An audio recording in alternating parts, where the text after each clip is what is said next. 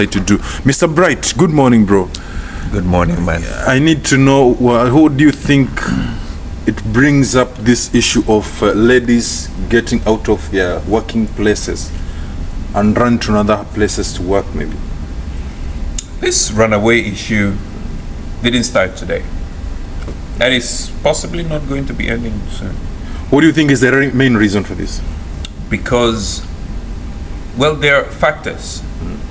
One of the most important factor we need to address is people who are outside, who are influencing those who are working in the homes. Sure.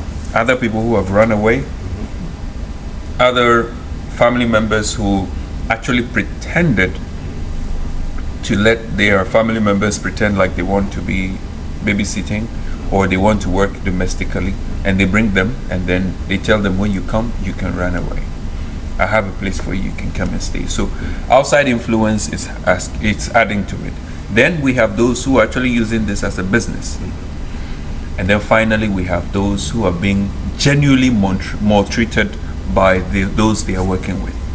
If the person you're working for is not giving you food, is not treating you properly. Exactly. From there now, I'll stop you from there and ask you a question. Just from there, if a lady is being mistreated inside the house, the lady is being mistreated wherever she's working, don't you think it's a good time for the embassy of that lady where is coming from to act or to help this lady, a special lady? Because most of the countries, like our country, but I'm sure there's another country also, if a lady goes to the certain embassy, she cannot get any help there. Okay. Don't you think that is adding also as a catalyst for the ladies to get out of the houses? It's true. Can I ask you a question? Please ask. When you got here in Qatar, did you march up straight to your embassy to register that you are now here in Qatar? I didn't. I think it's their work to know whether I'm here or not, because they have all documents that I'm supposed to travel to here from my country. Absolutely not. So you mean my embassy doesn't know that I'm in Qatar at the Your moment? embassy knows that there are people in Qatar. But they have exactly number as well, right? They have exact number. But they don't know exactly person that I'm here. But they have my documents. You need to report yourself to your embassy to say, I am currently here. This is my current address. Okay, because see, I can see documents come to my office. 10, 15 people arrive today. The next day, 15, 20 people. The next day, 3 people. The next day, the whole week, the whole month, the whole year. You think somebody is going to be looking one by one. Oh, Kofi Mensah is in town. Ama Kofi is here. No one is going to be doing that. It's your responsibility to go to your embassy, show yourself, and then ask to be giving the rundown of things that are the do's and the don'ts. In fact, you're supposed to know the do's and the don'ts from your embassy. Okay, Mr. Bright, okay, if someone is working outside, it's possible for him or her to go there to embassy and present himself or herself. What about the lady who is working inside and she's not given chance to go there? Exactly. So if that becomes the case, then how did he now get there to go and ask for the help? Because she gets a lot of suffering in the house, man. Okay, no, but what I'm trying to say is, once you come, your first duty, so you tell I want to show myself. They asked me to show myself to my embassy when I get here. Right. I need you to be able to take me or show me where my embassy is. I'm required to go. Once you start doing that, they know that no, this is not an easy person. One of those people they can just mistreat.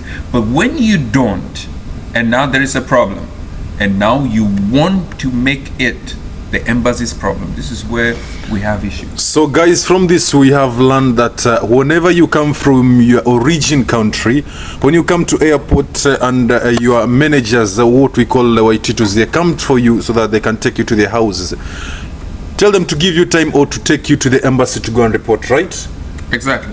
When it's it Qatar, any country, Saudi, just go to embassy and present yourself there so that your country can know the address where you are going to work, your managers you are going to be working with. They will take some very basic information from you, but they will also give you their number. or their information. In case of anything. Exactly. So at this point, when you call, I was the one that came with this, my sponsor, and staying at this place. This is how they are treating me now. See if then there is something. But if all of a sudden they are there, you run to the place and say, my sponsor is treating me very bad. What they don't even know. So guys, you have to learn from that. Another question I'm going to ask you. There's a word called Kemboi, bro. I don't think you know this. Kemboi is it's a good word because it's a name of a person who is well known of running athletes, okay? But nowadays, this word is being given to those women who run out of their contract, especially those who are working inside the house. And many of them, they are being accused of being prostitute, or they're being accused of working as prostitutions in Qatar or Saudi Arabia, any country that we can mention. And most of them, my question or my appeal to you, I need you to advise these people who have this habit of getting out of the house just because they have seen other people enjoying outside. Whether they are doing prostitute or they are doing outside work or part-time, they don't care. For them, it's the money they want, Yani. So how do you advise these ladies who go outside to do prostitution? I don't know any of them that is doing prostitution, so I cannot tell. However, but there's accusation that is going on. However, yes, once you leave your country and you get here, the perception is that you're here to come and work. Right. So if you're seeing other people, you know, they're freely moving around. You go to the mall with the family you're taking care of, and you see people walking around with their heels and hello, Mambo, Apo, where are you? Oh, I am here. I'm doing like this, and then all of a sudden your eyes begins to shift away from the goal. Remember, when you run away from that home, you don't have freedom. Exactly. Just because you run away doesn't mean that you have become a free person. No. The countries all have laws, and it's just a matter of time. Exactly. You can be stopped on the road with your taxi going somewhere. I've seen people who were deported, who had actually gone to work somewhere else. On their way going back to wherever they are staying, they were picked up, the police, sent deportation direct. Yes, and now all the work they had done, everything, they couldn't go home to pick anything because you don't have a home. The home you're supposed to be is where they know. You can't go there, you can't go where you are staying, and they don't even alert anybody. They send them direct back home. Mr. Bright, you are staying here with your family in Qatar, right? Yes. Can you hire a person to work in your house, a lady who has run away from a different house already? We tried that twice. You know, interestingly enough, the East Africans don't tell you the truth. And they cannot tell the truth either, because if they tell you the truth, you won't hide them. They don't tell you the truth. They tell you, oh, my ID is with my sponsor, and they are renewing it, and all that. And then I took the first one.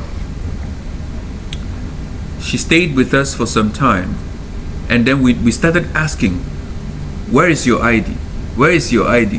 Where is your ID? When she realized that it was too much, one day she just woke up and said she's going. What happened? She said she doesn't want to do the work again, she's going. It was later we realized that she's a runaway. So you paid her? We had to pay her, and even that one, when we realized that she's a runaway, we gave her money to go and check her ID issue and repair. And when she gets it, she should return back. But you gave her that chance. We gave her additional money, not the money. We gave her money for the job she has done, but we gave her additional money so that she can be able to. But we didn't hear from her again. And then there was another one. So we went through about 3 or 4, and we still couldn't get anyone that wasn't a runaway. So from there we had to stop. So how hard it is to take someone direct from her own country to bring? What's the difference, Yanni?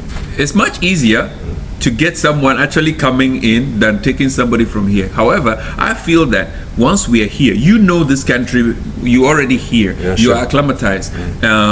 And also when you get here, because of the medicals and everything that is done, if I leave my kid with you, I am trusting that exactly your health status is good enough, if the country says good enough for me to leave my child with you. But no, For the runaways, some of them even did not do the health check. So they don't even have a prior notice for a health check for you to be able to know what exactly they are dealing with. Another thing, if you want to bring someone from outside the country, you must be in some bracket of salary earners, right, to be able to bring the person under your sponsorship. To qualify on it. Exactly. Which is not a problem. However, I still believe that I won't have my African person here. It's better to looking for job, and I'll go out and bring somebody else. That's what we were thinking. But at the end of the day, we had to probably rethink about that option. What if someone comes to you and tells you that I don't have ID, but I want to work? I want to work from you, Yani.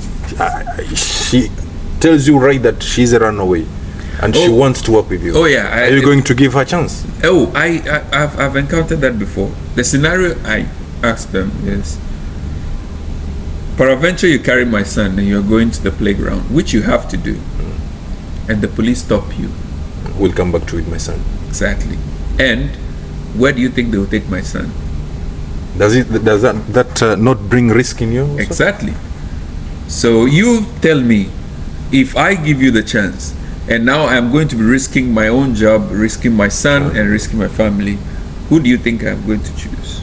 So that's the interview. So at this you're point, gonna answer that question. Exactly. I get your point. So guys, please make sure that you subscribe, like, and share these videos here.